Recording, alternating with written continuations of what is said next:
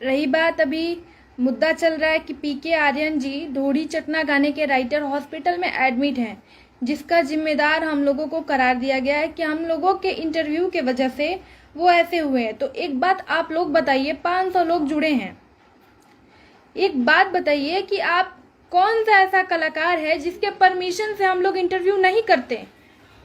क्या कलाकार खुद नहीं बुलाता कि आइए ना मैम इंटरव्यू कीजिए? क्या मुझे राह चलते लोग देखते हैं जो इंडस्ट्री के होते हैं, अरे मैम कभी मेरा भी इंटरव्यू कीजिए, नहीं बोलते हैं? आज वो उस हालत में पहुंच गए तो हम लोग को जिम्मेदार दे रहे हैं।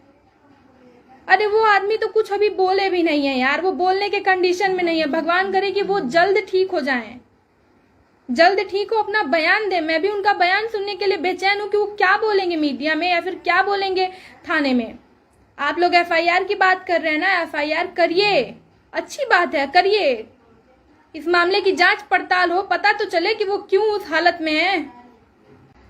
अभी तुम लोग कह रहे हो कि आए मीडिया डिग्री मांगेंगे, लाइसेंस मांगेंगे। अरे तुम लोग इसी बिना डिग्री लाइसेंस वाले चैनलों को बुला बुला के इंटरव्यू अभी भी कर रहे हो, अपना थोबड़ा चमका रहे हो। कोई इंसान वेंटिलेटर पे और तुम लोग को टीआरपी की पड़ी है, न्यूज करवा रहे हो।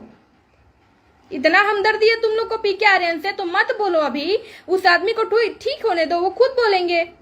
क्या सवाल कर दिए भाई? मैं लड़की हूं, अगर आपने गाना गाया, आपने, मैं पीके आर्यन को जानती तक नहीं, पूछना जरा वो ठीक हो जाए ना। तो ज्योति चौहान आपको जानती थी? आप कभी मिले थे ज्योति चौहान से उससे पहले कि मेरे चैनल का नाम लिया गया है? अरे क्या मैंने पूछा इंटरव्यू में?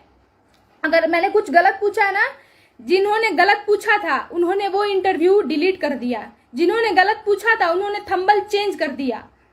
जाके देखो, मेरा इंटरव्यू वैसे ही पड़ा है, मैंने कोई इंटरव्यू डिलीट नहीं किया। और हाँ, रही बात बेहुदा शब्द की, लोग कह रहे हैं कि तुमने बेहुदा शब्द कहा था। अरे गंवारो, बेहुदा शब्द का मतलब होता है बेशरम।